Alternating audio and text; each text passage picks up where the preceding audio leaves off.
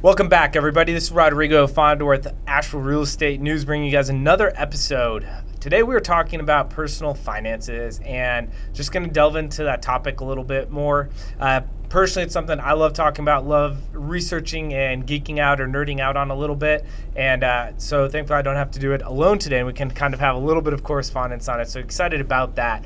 On that note, I also want to remind everybody that of the networking meetup event that we have at the end of October. It's the last Tuesday, I believe that's October 29th. Over at Archetype in downtown. Jim Hitt with American IRA is going to be joining us. We're going to be talking about creative financing, house hacking, and how to leverage your IRA. So if this conversation that we're having today resonates with you and you want to know how to do it and expand on it quickly, we're going to go in depth in some of those topics as well at the end of this month.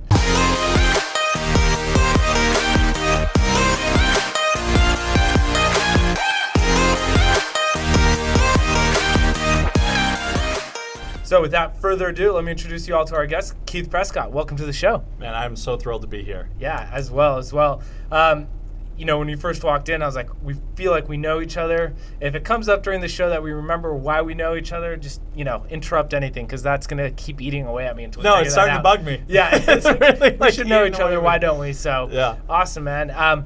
Well, I know I set it up as we're going to be talking about personal finances and how that piece is kind of like the first step for everything else, right?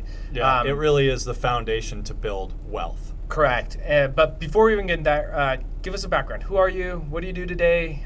Why do you do what you do, etc.? Yeah, so I was born in Massachusetts. My father owned a real estate company when I was growing up as a kid, so I had the pleasure of cleaning yards, pulling lockboxes, signs, doing all the things my dad would make me do. And I really started to love it, but as life went on, I kind of wanted to go my own path, and I ended up going to University of New Hampshire and getting a degree in geography, and I'm a certified GS technician. Oh, wow. And I did 10 years for a company that did digital road navigation, so I mapped out roads. Driving one of those like Google cars type of thing? Yeah, exactly. Really? Yeah. I drove around collecting, we called it, later on as technology advanced, it was a LiDAR system. So it's a cloud radar spot simulator, and it would map out things. And it was really interesting stuff, but eventually companies downsized, and I made it through a few, and then I finally got laid off. My dad called me and said, "You tired of working for someone else?" And I said, "Yeah, I am." He goes, "All right, it's time to go get your license. I bred and raised you to be a broker, and it's about time you do it." And so I went and finally got my license, and it's really been going pretty good for me since then. Give or take, how old were you, or how long ago was that? Whichever one you want to I've been answer. a broker now for about 3.5 years. Okay. But I mean, I've been house hacking, flipping, messing around with it forever. Yeah, just always making money, because you make your money when you buy. Mm-hmm. I think that's so important for everyone to know. If you're going to make money on an asset, it's when you buy it. Yeah, you make money when you buy and you collect it when you sell. Yep. Yeah, for sure. So, been a broker for about 3.5 years, you said. Is that whole time that you've been a broker here in North Carolina, or was it in Massachusetts? Or no, just here in North Carolina. So my wife and I got married. We wanted to raise kids. I wanted to go to Massachusetts. She wanted to go to Asheville. We know who won that. So here I am. And I love my job, because I approach it from a position of I'm just there to help them. I don't ever try to pressure someone into doing something they don't want to do. I always look out for their best interests, but I'm completely upfront with them. And some people like it and some people don't. And I just don't worry about it, because I won't lie. Right. It's just the one thing I won't do, because if I lie once, I got to lie again, and then it's just a whole mess. I'd rather just be brutal. Mm-hmm.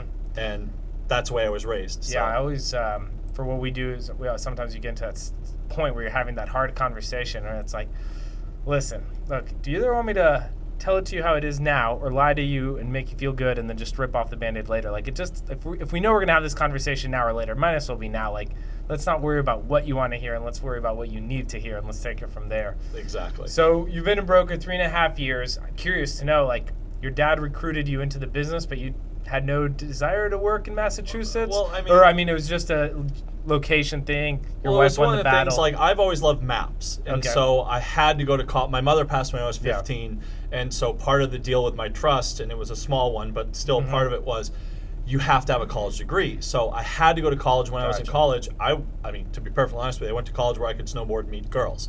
I mean, we're going to be honest. I didn't choose it based on academics or anything beyond that. It's just, and that's another thing. I think it's a ridiculous thing to ask an 18-year-old to make a huge financial decision. That's one thing that I will always advocate for is Yeah, college isn't for everyone. No, I agree wholeheartedly. So, side note, and we'll get into everything else. But yeah. No, this kind of in that vein is when I was kind of looking at schools. My parents had like a little bit of money. I think it was like, I don't know, $3,000 to $4,000. They're like, this is for your education stuff, like books or whatever. I went to a real estate like 2-day seminar, and then I had to sell them for like a couple of months. I was like, I need that money to go to another. And that second one that I went to is the bigger one, and that's when I hit the slippery slope. I just haven't been able to look back. But if you had the flexibility, would you have chosen something else, I guess, is the long way question. Well, I guess if I go back in time knowing what I know now, that's an easy question to say. I wouldn't have gone. But where I was at the time, going down the path, later in life, now that I have kids, I just say to myself, I used to think all the time, well, if I go back in time, I don't do that anymore. Because if I did, I wouldn't have my kids. I love my kids. Right. And I love my life right now. Mm-hmm. So you really got to find a way to be happy with where you are now. And I really, truly believe every day is the best day of my life. And tomorrow is going to be the new best day of my life because I love what I do for a living. I love the people I have in my life, and it's great. But knowing what I know now, I would have gone back, probably would have immediately gone into real estate. Immediately gone into it. Knowing what you know now, when your son's making a decision about school or having that conversation, what would that conversation look like? My oldest should end up being an accountant or an engineer. Okay. My youngest, he's got to be in sales. And he's only 1.5 years old. But you know. I know. The temperament's there? Oh, man. Good. I take my oldest to preschool. I have to bring the youngest. I had to do it this morning for my wife. And hi, Miles, the youngest one. He's waving hi to everyone. Everyone already knows him by name. I'm like, the kid doesn't even go here. They all know him by name already. Wow. So he's got it. And then my oldest is just a kid I could throw a 48-piece puzzle on the ground at under 2 years old, and he could do the whole thing. Wow. He's a numbers guy. So my mom was an accountant. My dad was a salesman. I have a little bit of both, or the better of both in me for that. Very cool. And then my oldest is without a doubt. He's just going to be put me in a room all by myself, give me a bunch of numbers to crunch, and leave me alone. My thing. Yeah, being left alone is probably. So how long ago, or at what age after the snowboarding and the school and the girls, were you like, hey, personal finances is important to me. I'm really going to figure this thing out? Dude, honestly, I made every mistake you could possibly make. I bought cars I couldn't afford. I blew money that I got a $30,000 check from my grandmother. She passed away. I spent it all in a year. I just decided to take the year off. I blew $30,000 in my 20s. I mean, every single mistake you make, I have made. Mm-hmm. And so finally, when I was about 28, 29, like after the crash, I moved to Charleston, and the small trust I had, the little bit left I had, I used a down payment to buy a house, and I started renting out rooms in it. Mm-hmm. And then someone said, oh, you're house hacking. And I said, well, what do you mean? They go, well, you're making money off the home you own. And I said, well, yeah, I mean, that's what my dad told me to do. But I didn't know the term for it. So I started doing it, and it started leading me down. I will say the number one thing was Rich Dad Poor Dad. Yes. I would hands down say. That's the seminar I went to. I would hands down say to every single any high school graduate, before you graduate high school, read Rich Dad Poor Dad. Yeah, my mom's a school administrator, and I've been like, hey, like this book needs to be part of every kid's curriculum in 11th grade, and then they should read it again in 12th grade. And now at least there's like choices being made and not just like doing whatever. Yeah. Yeah, that's a great book for sure.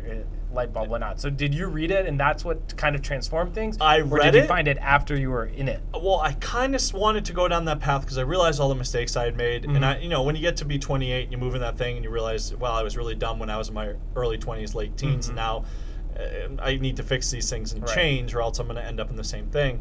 The big thing for me was I read the book, and nothing serious changed. But then I ended up getting the board game. The third time I played that board game, it forever changed me. I was a new person. And something clicked. Yeah. The first time I played the board game was actually the iPad version. It's Cash Flow. Is that just called Cash Flow? It's called Cash Flow. Yeah. And they have the other one, but it was just the board game. If you haven't played it, it's a great. What's your favorite thing about it? Just if that's even a fair question, because it's so big. The balance sheet. And I'm actually really disappointed. I printed it out. I want to bring it in here. Okay. Look over, and I left it on my. Well, maybe I'm gonna look over here, Nolan. Maybe we can get one included in the video here, so people can see what it looks like. We'll print it out and you can get it anywhere. A great And so that taught me. And one of the best things about Rich Dad Poor Dad, you say, listen, no one cares about your GPA. It's your income statement. Yeah. It's your balance sheet. What's your cash flow position? What are your assets? What are your liabilities? How does it all look? And then later on, I learned the most important number for you to track in your life is your net worth. If you want to lose weight, hop on the scale every day and write it down, and then write down everything you eat. If you do that, you will lose weight. Right. Because accountability yields results. Yeah. And so if you track your net worth, you will increase it. So, well, what is your net worth? How do you define that for somebody who might be starting down this journey and hasn't had a lot of exposure to it? Well, Nolan over here. I love your name, by the way. So if Nolan were coming to me as a young kid, and I love running into 17, 18, 19-year-old, I love coming across them because if they'll listen to me, I can impart a lot of wisdom. Hey, I made a ton of mistakes. Don't make these. I would say to them, the first thing you really want to do is read Rich Dad Poor Dad. I did this with my nephew. I said, come back and talk to me after you read it. We started talking. I said, all right, bring me your budget. What are your expenses? How much money do you make, and what do you spend that money on? You got to start tracking that. The biggest thing is what you'll notice is if you're spending less than you make, your savings is going up. You don't want to just sit there in cash because the natural instinct for anyone with cash is to spend it. Right. Even me today, after all I've learned and all I do, if I have cash sitting around, the inclination is to go spend it. The patient man wins. So if you can find a place to put that, in the meantime, you can slowly stack it up. Net worth as a total for a total beginner is basically take all of your assets. What is your, for this purpose, we'll call a car. I personally think it's a liability. It's a depreciating asset. But you could sell it for money. Right. So whatever you think you'd sell your car for, whatever you think your house is worth versus the debts you have on these things, and you stack up your debt, stack up what money, if you sold everything, full liquid position, the difference between those two is your net worth. And I mean, sadly, most Americans run a negative or, I mean, it's bad. Yeah. I mean, it's really bad for the average American. I think there was a study that came out and said over half of Americans, if you hand them a $400 bill, they'd have to sell something or borrow that money to cover the $400 unexpected bill. And that just blows my mind. Why do you think that is? I think it's a lack of financial education. I mean, truly, it's a behavioral thing. And one of the reasons I'm so passionate about personal finance is I'm kind of a natural dissenter. It's just in me. Like if everyone runs that way, I'm like, I don't know about that way. What's going on over here? Like what there's got to be something other way. You know, if everyone's going left, I want to go right. It's just the way I've always been wired. And I feel that the systems in our life are designed to remove you from your money. The commercials on TV are telling you that you're not old enough, you're not good looking enough, your clothes aren't nice enough, your car isn't nice enough. It's advertising is just constantly someone telling you that you're not good enough. But if you spend the money, you could be. Right. And so it's hard to fight against that. And then if your parents are brought up into that and your parents aren't good with the money, what chance do you have? You know, I was fortunate. My mother was incredibly frugal and an accountant, and she was on point. And so that was instilled with me to be frugal, but I still made horrific decisions with my own money after she had passed away and when I was a young teen in my early 20s. I made horrific decisions with money. Yeah, no, it's money's really emotional for me, I've always found. And for everyone. A lot of people I think that can probably relate to that. I grew up in Colombia, and it was very interesting. Like coming here, there feels like there's way more abundance, even though there may or may not be. But just from a cultural standpoint, it is so easy. When I first got up here, it was like, buy anything, buy everything, because why not? It was just like so exciting in a sense. It was like, whoa, this is incredible. Like what you can do and achieve. And so, I can definitely relate to the early 20s. You did come in here in the age of debt, though. Yeah, and where it's like, I'll buy it now, I'll worry about it later. And I was gonna ask you about that. So is that what do you think that obviously contributed to it? But is there a time like when that wasn't this case that like the average American didn't have like zero net credit worth? cards? So is that what you would go back to? Well, I mean, historically, you know, I'm not an academic on the subject of where I've just produced personal papers, opinion. I'm not facts. Well, the research I've done and the things I've seen, it really was when the credit cards came out, where someone could. Credit cards used to be only for the wealthy. Right. Then they came up with a good idea. Well, let's put this out to the masses, and that's where everything kind of went off, because it used to be everything was paid with cash, right? And you know, kind of protected you from yourself. It kind of did, because you know, and Dave Ramsey talks about a lot about if you pay with cash, there's an emotional connection to it. Where if you just swipe a card, it's just a card. So that's true to a point. I mean, Right. I'm sure it is. I find I have a harder time letting go of a $20 bill than I do whipping out plastic. I'm doing a $20 transaction. Yeah, it's the same thing. But there's a difference for sure. Yeah. So when you said, so you were what, 28, if I recall right, you said when you got started house hacking-ish? 29, I 29? believe. Yeah, 29. And what happened after that? Like, what made you believe, and what steps did you start taking? Like, what was your journey to get to the point where you're like, wow, maybe I'm not like mastered it, or I don't know, maybe you feel like that you have, but what happened to go from I'm starting this journey being curious versus I'm on this journey and I'm implementing? When I bought the house, fortunately I had my dad, and he said, listen, this is the worst housing crisis we've ever seen. Go find a house on a builder who has 10 plus homes sitting there empty. Yeah. Hammer them. And I did. Yeah. And I ended up getting that house for under 170,000. And then a few years later, when I finally sold it, it was just under 200,000. And so paying off the debt, and when I got that money, I was just kind of shocked, because the money I put into it to the money I took out, it doubled it. Yeah. And I was like, wow, that's crazy. And so my wife and I bought a house that needed to be fixed up, and I personally love buying grandma's house. Meticulously maintained, ugly as could be. Yep. Floor, fixtures, paint, Mm-hmm. appliances, kitchens, baths, and you're out. Yeah. I mean, big equity boost. So that was a big thing. But really, it was the cash flow game. I mean, something inside me clicked. Something inside me clicked and just said, I've been doing this wrong. There is a goal I can get to. There's a way, there's a path. I'll start reading every book I can get my hands on. And so that's what I really started doing. After I got laid off, I got obsessed. The librarian hated me. She really, she gave me attitude one day. She's like, you keep getting these investing and landlording books, and blah, blah, blah. People have a right to have, and I guess she had a personal issue, but I literally got in an argument with the librarian one day because of the choice of books I was choosing to take out. Was she mad that they weren't in the library, or just mad that you were going down that path? Mad that I was researching about being a landlord and owning investment properties. And I just said to Lego, I don't know what your personal problem is, but I'm a fan of this. Well, I'm a customer here. Yeah. You can't talk to me this way. I was this close to asking for a manager. I just kind of put my hands up, grabbed my books, and walked out. Yeah, it's funny. Yeah. And that cued me into the feelings that some people have around money. Yeah. That was I mentioned it because it really tipped me off that some people just view money as being this evil thing, and it inherently itself, money is just money. It's a way to allocate and transfer resources. It's what you do with it, what your intent is whether you're evil or not. I always heard, and I thought it was a really just good insight. Someone was like, money just magnifies whoever the person is. Oh, so, absolutely. Right? If you're naturally good, the money, you're going to do more good. And if you're naturally a bad person, you're just going to do more bad. Yeah. However you act, it's just going to put it on a bigger scale. Yeah. What, so I guess you're on this journey, because it's probably a forever journey. What are the steps that I guess you would encourage somebody to take? I mean, I know we talked a little bit of Rich Dad, Poor Dad, do the budget. Yeah. But let's say somebody's got in there and they're like, yeah, I got 20 grand saved up. Now what do I do? How do I make good use of it? The best thing is to know what their goals are. Okay. Hey, I have 20 grand. I want to be able to comfortably retire at 60. Great. How much money do you make a year? Okay. Well, a Roth IRA might be the best thing for you, because you can make the money. You're not paying a high tax rate. You can shove in the Roth IRA. It's up to $6,000 a year now. Yeah. It grows tax-free, and when you hit 59.5, you can start taking it out tax-free. It's such a good thing that I can't believe the government hasn't taken away from us yet. I heard, I agree.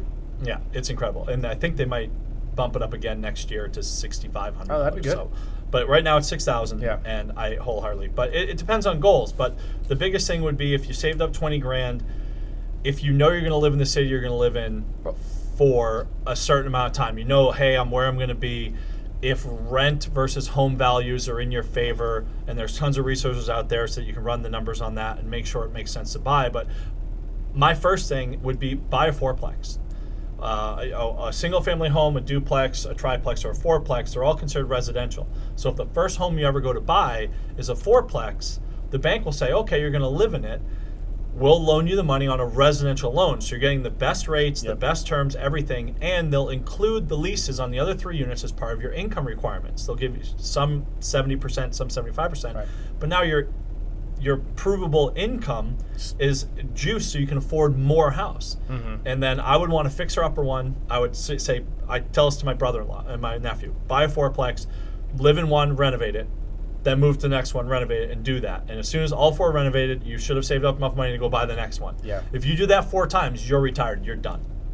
That's all it takes. The math is there. If you're getting decent rent, you're in a good. Depending on what your goals are, though, right? Yeah, but I mean, if your goals are, I want to retire early. I want financial independence. I always look at financial independence. I tell people I want to retire early, and they look at me weird. And I say it's a difference between I love what I do on one hand, but I have to do what I do on the other. The second I can take the have to away, to me, that's retirement. I will still do what I do. I love real estate. I'm not going to stop doing it, but I have to now, and I'm so close to not having to. Can we go back to the goals thing? Absolutely. And I guess let's assume I know nothing. Okay. What would the goal conversation look like? Thank you. That's a great question. So if you're brand new and you came into me and you're like, Keith, I want to be coach in personal finance, I'd be like, that's great. I'd put out a budget sheet. I want you to fill it out. Okay. Because that's the first step, and because that's going to brighten you up a bit. But let's say we've gotten through that and you've got 20 grand saved up and you are saving 10% of your income every month. I'm thrilled about that. All these things, you don't have much debt. You probably have no debt. Let's just hope you have no debt. I'd say, what ultimately do you want to achieve in life? Like, you've got to have a 5-year goal. What's your 5-year goal? Yeah, well, let's go with the financial freedom. Hey, I don't care if it takes me 5 or 10 years, but sooner rather than later, I'd like to be financially free. So you're making more money on your investments than your monthly expenses. Okay. So the key there is going to be how much you're willing to sacrifice.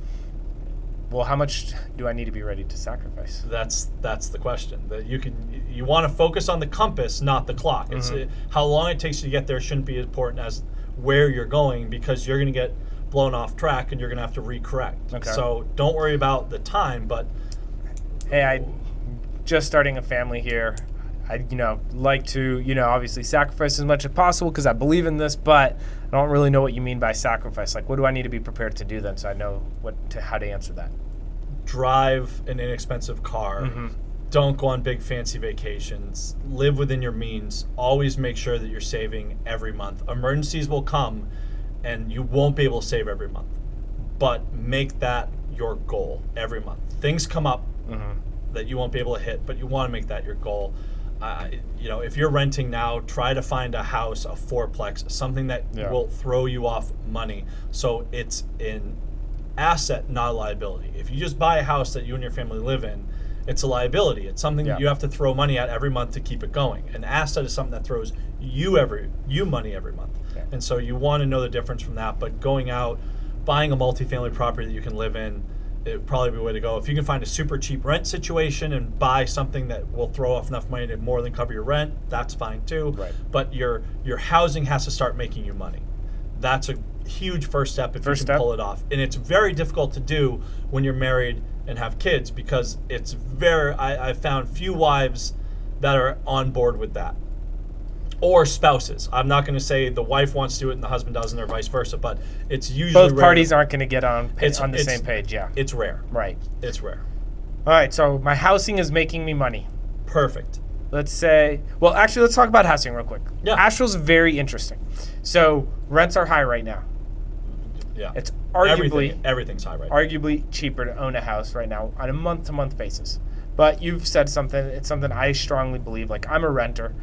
And it's because, if you're living in a single-family house, it's not going to make you money. It's arguably going to cripple you way more than it can help you.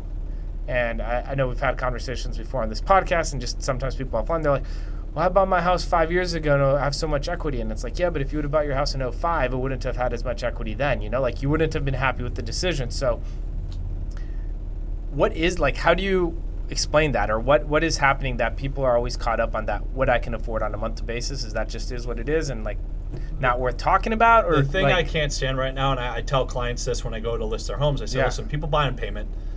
It's silly, but it's the truth. It's I can afford $2,000 a month. How much can that buy me in house? And then they go right to the max or above it. Yeah. And it's just that mentality of keeping up with the Joneses and these things.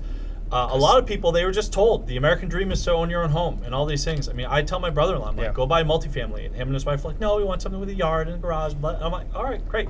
You're going to go broke. You're going to go broke doing that. I think people get surprised how expensive houses can be. Yeah. Your water heater goes out. There's $1,000. or more. Because now, do you know that you can't even put a normal water heater in your house anymore if it's over a certain gallon amount? You have to put in a heat pump water heater, which is 3 times as much money as a normal one. And now that's a requirement. So all the time, these little things are popping up that make it more and more expensive to own a home. And so if you can get a good deal on a rental... So can we go down a rabbit hole right now? I mean, So you're an agent. Why is it that, like, is there intention, like, is there an intention from the, like, realtor agent community to mislead people? Or is there a genuine just belief in this and it's just misguided? I think it's more ignorance and not realizing there are other options. It's the American thing. You want to own a home. And for most people, if that's how they put money in their pocket, they're not questioning it. I don't work that way. Right. I typically don't work with buyers. I'm really a listing agent because, in my view, the more I get for your house, the more money I make. So we're on the exact same side. Yes. If I'm representing you as a buyer, the more you pay, the more money I make. Yeah. So how hard am I really fighting on your behalf? I've never thought about that. That's so true. Me personally, I want to get you the best deal possible. What I make is irrelevant to me because I have income from thing, and I keep a lot of cash on hand. I'm just a frugal dude. So. And my dad told me when I got my license, he said, your reputation is everything, and it's not the dollar you make today, it's the 1,000 you make down the line. Right. Don't gouge anyone ever. My favorite saying, pigs get fat, hogs get slaughtered. Truth. Yeah. So, and just to clarify for the purpose of this, I think we're both on the same page. If you're buying like a duplex, triplex, fourplex, like by all means go fast and buy it. Well, but if the run numbers your make numbers. sense. Yeah, assuming the numbers make sense. Run your numbers. But I mean, I think there's some trepidation if it's a single family house. It'd be like, whoa. Like maybe from a numbers standpoint, that might not be the best decision. Is that a fair summary on the housing thing? If you're willing to house hack, buying a single family house isn't bad if you buy it right. If you find a home that you know you can push out. Okay, so for reference, I bought a home in Black Mountain. It was a foreclosure. I paid $55,000 cash. This is all, you can look it up, right? This is all public record, so I'm not saying anything. I borrowed the money from the bank to renovate it. I did a cash out refi. I took $65,000 out cash. So now the bank's paid me $10,000 to own this house. I have $100,000 of equity in it. And when my wife and I eventually move out of it, because we're looking now currently to find the next house, when we move out, I'm going to rent it out. And I'm going to be cash flowing that thing almost $1,000 a month. So you can buy right and make a lot of money on it, but you have to buy right. You got a clear exit strategy in place, right? Exactly. So. But I had multiple exit strategies. I could sell it, and since I have the homeowner tax exemption up to $500,000 for a married couple, I knew I'd clear that $100,000, put it right in my pocket. I could rent it out long term. It would carry the note plus rough cash flow with expenses, capex, or I can vacation rental it because the location's great. That's right, So I had 3 exit strategies. Yeah, I think personally, that's one of the biggest things that I learned in the last 12 months is there's a house that just ate me alive, and it was because it was a singular exit strategy. And after that, I was like, I'm not doing that again. No. It was a super painful lesson. It took me 2 times to learn it. I don't know why, but next time you go to buy a house, I will gladly come look at it and run numbers with you. That's actually the biggest thing that I do versus other brokers. Is I'm very good at running the numbers. There are a lot of brokers that think they are, but they're not. Right. I trust but verify. Don't expect what you don't inspect. And so when I run numbers, I want to see the tax bill. I want to see your insurance bill. I want to see your vacancy reports, and I want to see your cash flow. And I want to see the whole thing, or I don't believe you. Right. Period. No, that's And then fair. another thing that I do, a lot of people don't, is I look at, am I borrowing money to buy this? Great. What's your principal payoff? Because that's part of your return. And I've never, in my entire time in commercial residential, no one ever talks about that. And it drives me up the wall. I feel, there's money in your pocket. I don't think I've, to expand on that. What do you mean the principal is part of your, do you say your principal is part of your return? It is. Yeah, so expand on that. I bought a mobile home park, and my payment is $2,000 a month on the mobile home park. The park itself makes $5,000 a month. So cash flow, $3,000 a month into my pocket. They'll have to pay taxes on. That's fine. Don't be afraid to pay taxes. Right. It's a privilege to pay taxes, because if you're paying taxes, because you made money. If you don't want to pay taxes, don't make any money, and you can live under a bridge and never pay taxes. So it's okay to pay taxes to a point. My $2,000 payment, $1,200 of that is principal reduction. Yeah. So to me, my total return every month is $4,200. It's the reduction of debt and my cash flow. Gotcha. Because that matters. If I start the year and I owe you $100,000 and I end the year I owe you $50,000, I just made $50,000 because now I don't owe it to you. That's fair. So Yeah. I'm swinging my net worth again. That's why net worth is the number to track, because once you start tracking that, you're aware of your principal reduction payments, and you start thinking about it. I don't think I've ever heard about the principal reduction, just taking it into account and looking at it at all. Yeah, cash on cash return is your cash flow. Yeah. Great, but your total return on investment includes your principal reduction. That's and great. no one else does that, and I caught on to it a few years ago, and it drives me up the wall that no one does it. Yeah. Because at interest rates near all-time low, who's not leveraging? No. Well, I mean, you don't have to. And again, like for personal finance, Dave Ramsey's a big guy. But I could go up, down one side and the other and tell you where his faults are and what he's got wrong. right. And Well, he's very anti-debt, which I think if you're in real estate, it's really hard to. it's okay to be Believe in anti-debt. that. Like the only debt I have is anything that's below 5% or lower. Yeah. But even, I mean, he even argues, right? It's like there's no such thing as good debt, right? So That is a point of view to have. Yeah. And it's okay if that's your Right. point of view, but you should look at what the alternative is, and you should be aware of it. Like the emergency fund he talks about, save up $1,000. But if I owe $1,000 on a credit card and I'm paying 20% on, I'm sitting on this $1,000 emergency fund, I'm getting hosed. Yeah. Why would I pay off the debt? Don't. Right. If you have a credit card and you're paying down that debt, if an emergency comes up, you put it back on the credit card and then you go back. You know what I mean? Yeah. Like, why have that cash sitting there making you no money? Yeah. So there are little things that he suggests that just and don't Fundamental even get me, disagreements. well, on the investment side of things, when he tells you invest in front-loaded mutual funds, I mean that's all. I don't want to get sued or anything, but it's really close to like some of the worst advice you could give someone, because people have won Nobel Prizes proving that index funds will outperform 99% of mutual funds in the long term. So why pay high fees for less performance? I mean, Now, index- Tony Robbins wrote like this epic book, right? Was it Money Masters, right? Yeah, Money Masters 2000, and great, Unshakable, great, right? yeah. Which basically went all in on proving index funds being, if you're going to go into the paper stock market type of thing, that's the way to go. But so, all right, my house is making me money. Yep. Now what? Now you make sure you have your money coming in, allocating this right thing. The way you budget matters, but okay, your house is making you money. The next thing is, do you want to be a landlord? Do you want to own investment properties, or do you want to put money into the stock market? So what questions should I ask myself to get to the answers? Are you overly emotional? If you're overly emotional, being a landlord is really difficult. If you're overly emotional, because your tenants are not going to care for your property like you will. They just won't.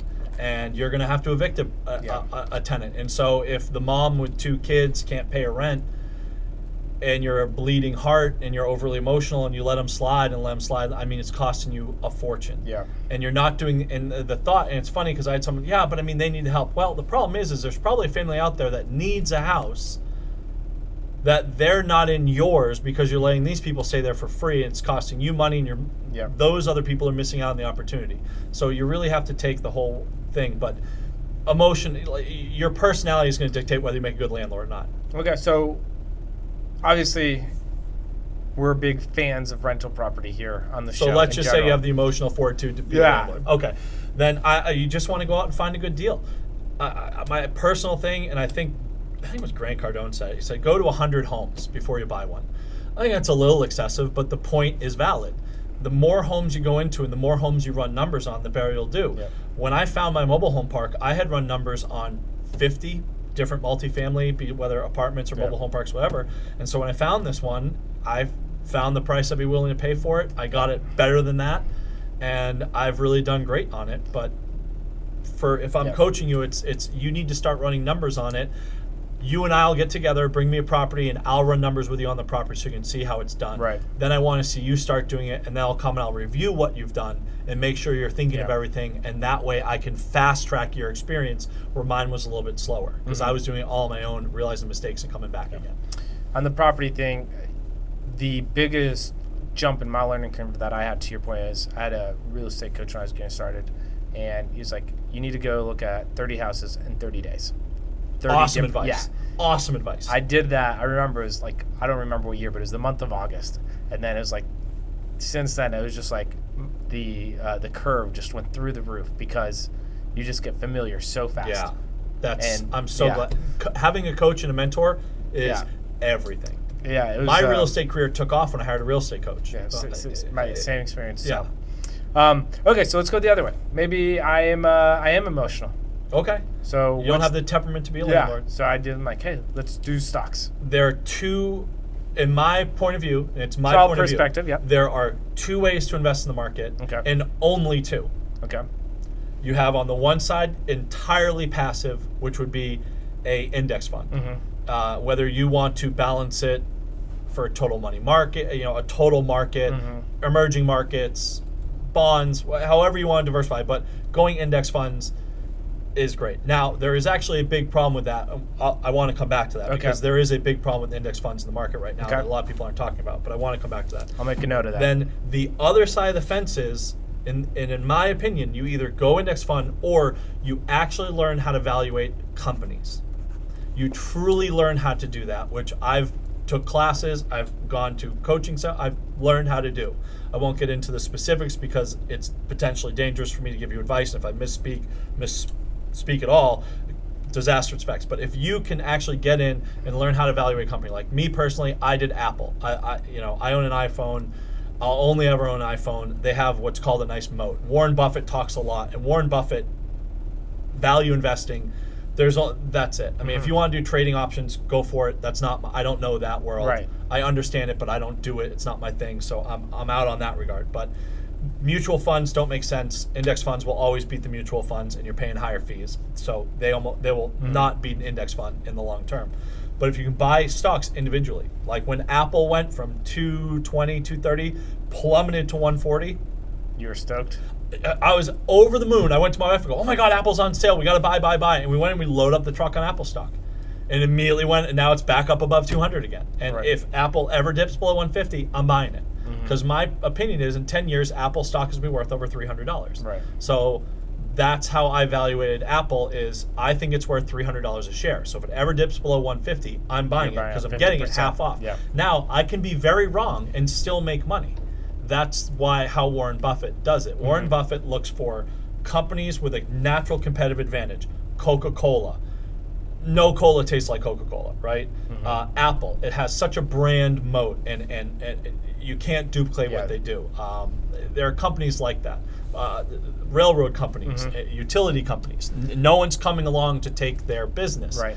You don't have to worry about another company coming along and stealing their business. So you want to look for companies with competitive advantages, low debt loads. So you either have to learn how to value a company and buy them on sale or do index funds. So what's your opinion? I mean, since you've got both in having stocks and real estate, would you just go one way or the other, or would you ever recommend somebody to go all in one way or the other?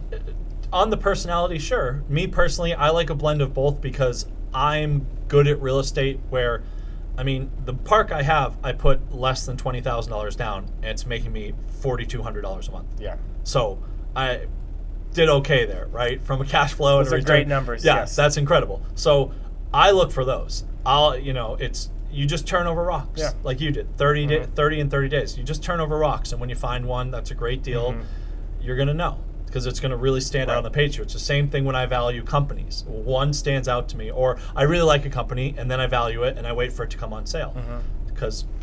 So there's no hard and fast rule in your opinion as far as diversifying. Like if you're doing a good job, then it doesn't matter. Yeah. Like as far as like looking at properties or valuing businesses, and you're doing your due diligence, then go. Yeah. My thing is for stocks and that sort of thing. If I'm making better than 10%, I'm happy because I'm not doing any work. Yeah. That's actually a big difference that a lot of people don't think about when they talk about passive income. Stocks and that sort of thing, index funds, when you buy and hold, that is true passive income. You are not doing anything. Yeah. Real estate is not that passive. Passive with a lowercase p. I wouldn't even call it passive. Really. Yeah. It's just less work, but it's not passive. Even if you hire a property manager, now you're managing the manager. Yeah. In some level, you're involved in making sure, and you should be involved. Yeah. I manage my own. But we have a saying in Colombia is that your cows only get fat under the owner's eye, and it's I love that. It's a little butchered when it comes from Spanish into English, but no, I love that, man. I'm all for it. Yeah, I completely agree. I think it's a really important thing. You just, what you're comfortable, comfort matters, temperament matters, and your ability to yield the returns you're looking for. Like for me personally on real estate, if I'm not getting at least a 20% cash on cash return, I don't touch it. I won't touch it. Yeah. Because there's so much more risk in real estate than there is in the stock market that, people who I had a friend, I love him to death. He had a big 401k, and when the market crash happened in 2008, he sold it. And I looked at him, I go, he goes, I'm never going back to the market. I lost my shirt. I go, let me guess, you sold in 2008. He goes, yeah. I said, but you still had the same amount of shares you had in 2006, right? So what someone was willing to pay you for those shares changed, but your actual amount of shares didn't move at all. You still had the same amount of shares in that particular index fund that you were in. He said, yeah. I said, so if you didn't sell, how would it look right now? He goes, I don't even want to know. And I pulled it up and I did it, and he almost threw up. He was so mad at himself. He basically sold it for 20% of what it'd be worth today. Whew. Yeah. So you just, if you're going to go in the stock market, buy and hold is my preferred strategy. Yeah. Buy things on sale, know how to value companies, or just go with index funds. Right. And the dollar cost averaging has its value depending on your opinion. Okay, so I'm investing. Yep. My house is making me money. I've got a solid budget. I've read Rich Dad Poor Dad. What do I do now? Oh, I have a lot of books you should have read before we got to this point. But I get what you're saying. So you've read the literature. Yeah. You're educating yourself. You have a coach, and I mean, really, that's a big thing. That's what I'm trying to move into. That's my true passion. Like if Coaching. You ask me in 10 years, what are you going to do? I want to be a personal financial coach, having a real estate team underneath me that I still am involved in, but really focus on financial. So I would come in and say, all right, we have your cash flow going. Your passive income, your net worth is increasing through your stock holdings, and that's great. Your house is making you money. Being in stocks can be more difficult to create financial freedom for yourself, because unless you're investing in dividend stocks and you're actually not really taking it's all long-term growth. Growing, but it's exponential growth, but time is what you need. Keith, this is taking forever. Yep. How do we speed up this process? Well, we could get into. You could write, notes. There's so many deep dive now, yeah. I mean, really, that there are just so many crazy things you can do. Absolutely. It's a question of what's your risk tolerance. So I want to go back to something then, so once you're just investing, then it's about learning what you're investing in, and something that I think is pretty important is you mentioned you have it sounds like some very hard rules that you abide by. Very much so. How did you come up to those rules, and what questions should I ask myself if I'm coming up with my own rules? My 20% return, cash on cash, that came up because I realized it's possible. And so once I realized it's possible, and all I've had to deal with, this wasn't a cakewalk, the money I make, it's very difficult. It took a lot of effort. Mm-hmm. In the first year, I didn't take a penny out. I just reinvested all the money. But now it's yielding the results because I was patient with it. If I know I can make 10, 15% in the stock market, because that's what my historical data is telling me, I need to make more than that if I'm going to take the risk of real estate. Yeah. Because even if you're getting cash flow? Yeah. Or do you include your cash flow as part of your return? Do you mean in reference to the real estate or the stocks? To the real estate. Okay. Because the difference is, because the stocks are growing, just call it like equity or whatever, right? Yeah, but it's not patience is so key in the stock. Like you need patience. But you're not getting any cash benefit off the top. Sometimes with real estate, it might grow a little slower, but then it's spitting off cash. So I'm just wondering if if the 20% includes your cash flow too. Yes, that is my cash flow. Okay.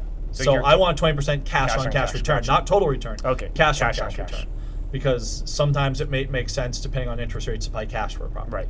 Right. Right now, it's not, for me personally, not the case. Yeah. I know if you give me money at 3.5%, I can make a whole lot more than 3.5%. I'll take your money all day long and go make a ton and collect that spread. Right. But if you're sitting there and say, listen, I'm in the stocks, but just not throwing off the cash I want, I really want to get that cash flow going. All right, well, then we really are going to have to move into some rental real estate or commercial real estate. Commercial real estate's an option because you can pay for a property manager, and that's baked into the numbers on commercial real estate. That's always the assumption that you're going to have to pay for property management. And you should do that on residential anyways, but still.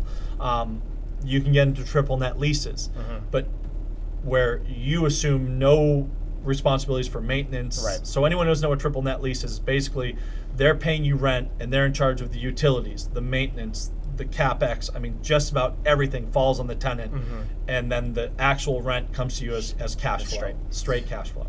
So I guess, at this point, if you're at the investing side, then it's going to just be taking that step yourself to really dive in and figure out where your focus is going to be and what your rules are going to be. Yeah.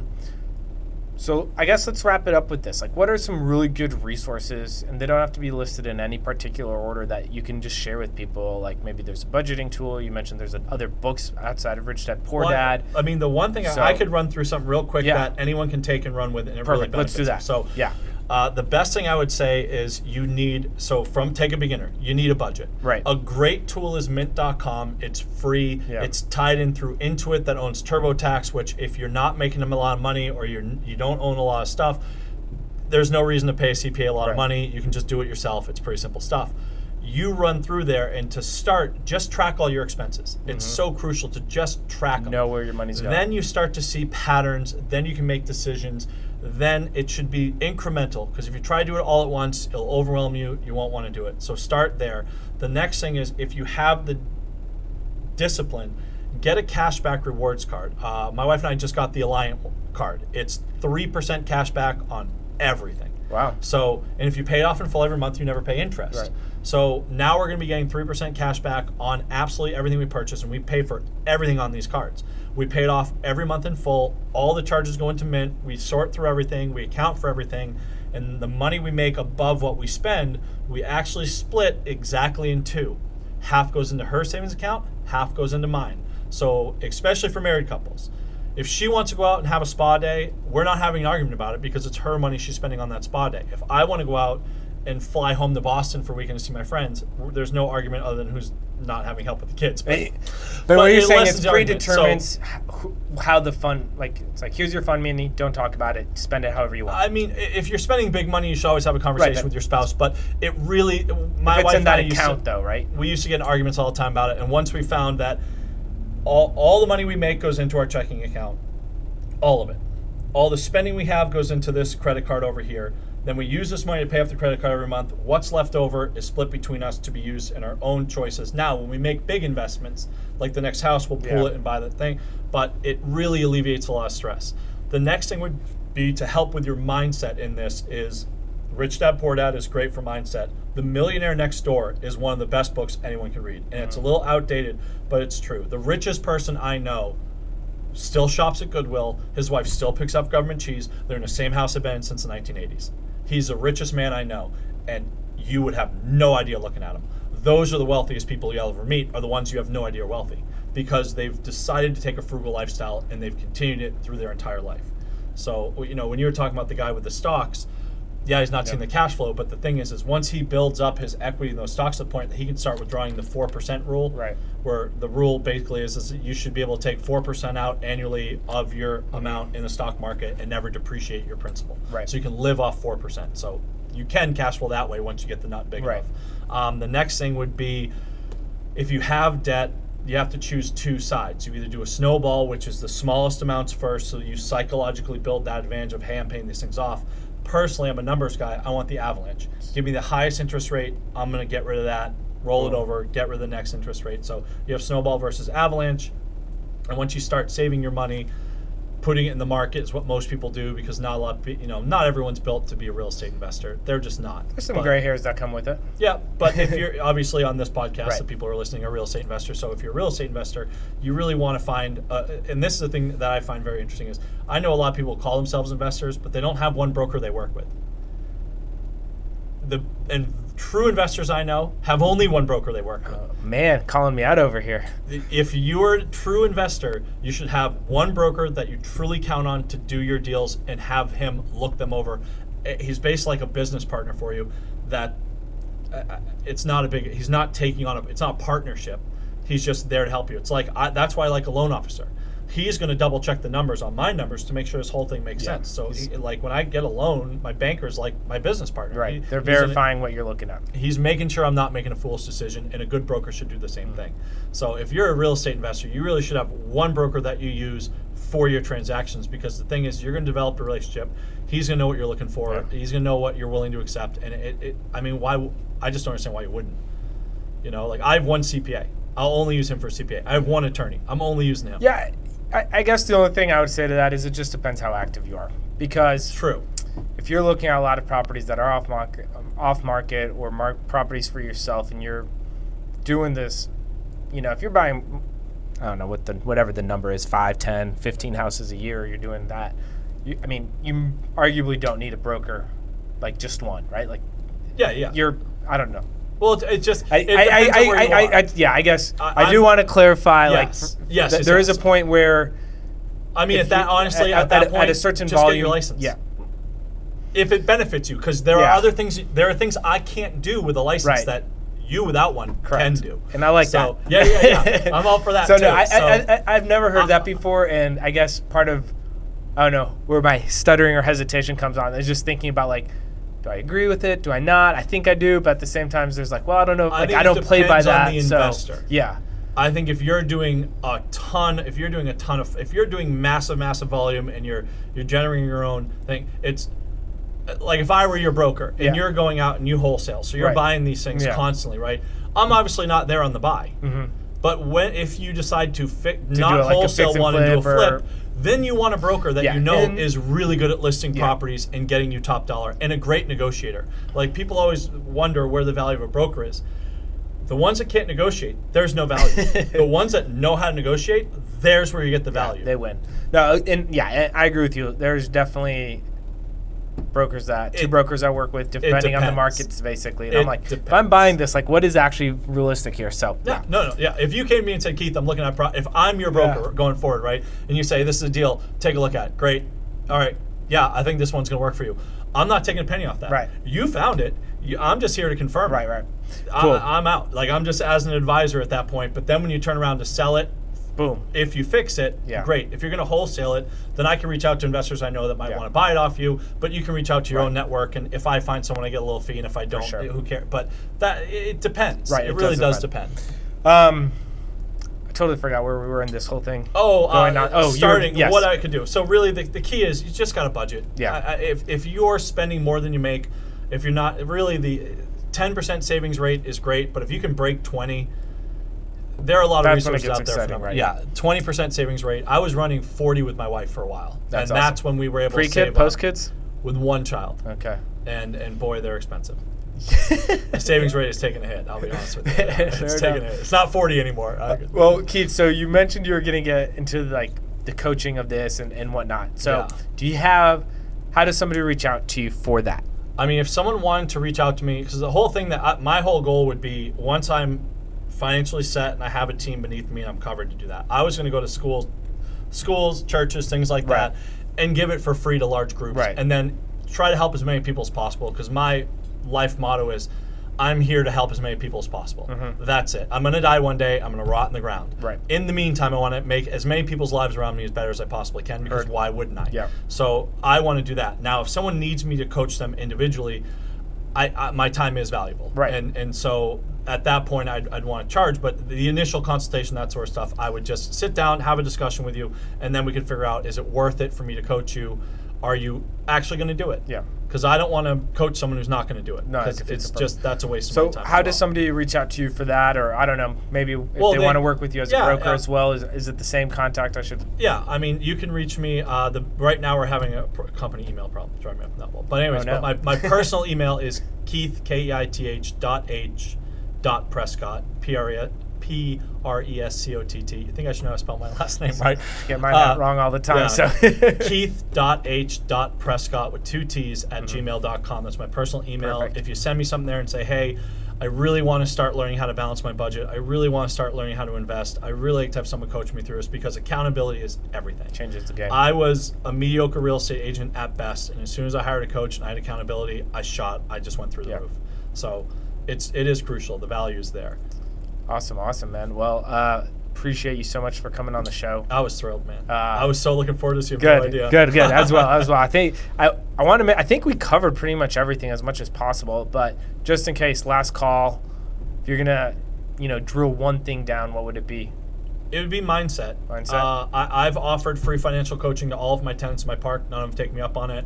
Family members, friends, no one takes. Well, a few friends have taken me up on it. A few clients have taken me up on it. But it's the people that you have to be in the right mindset. You have to be sick of what you're doing. Yeah. You have to be willing to make the change, because it's not comfortable. Yeah. But change isn't comfortable.